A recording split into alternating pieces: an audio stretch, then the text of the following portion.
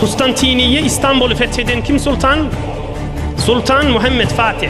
Allah ondan razı olsun. Sultan Muhammed Fatih.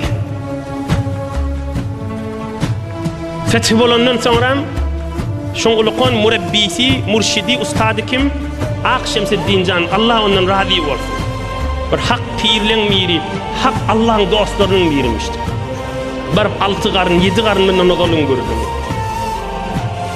فقبل السلطان يده وقال جئتك لحاجة.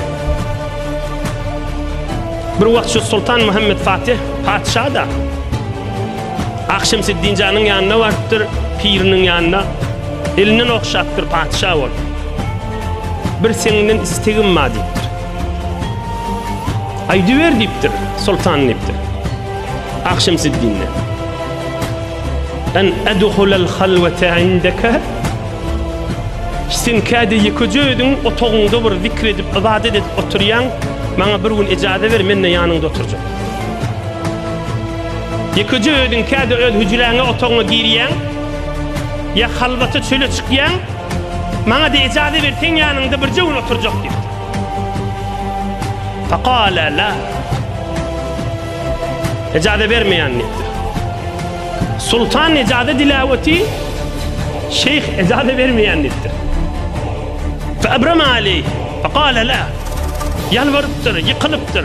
Bir cegedek yanında oturayın niptir. O da fetih olandan sonra İstanbul. Yok niptir. Ecad niptir. Am sultan narahat boluptur, qaharlanıptır.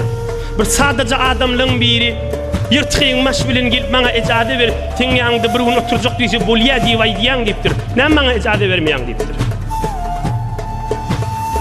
İnni bir kıssağa düştüğünü Dirman seçmeni duruptur. Asıl bir gerek burun iştahin. Fakale şeyh radiyallahu anh İnneke izâ dekhaltel halve tecidü lezzeten tusqitu min ayneyke es-sultana fetehtallu umuru s-sultana feyemkutullahu teala aleyna bidâlike. Ey sultan niptir pir. Biliyan mı niptir? Eger men bile halvata girsen, padşahlık, sultanlık gözüňde siňek ýanakda bolup bir erzeş bolar dipdir. Eger men halvata girsen, dünýäň nämedigini bilersen, padşahlyk azamaty gözüňden gaçar, ay men şu padşahlykdan bidar diýersin, o milletiň işi behem urlar dipdir.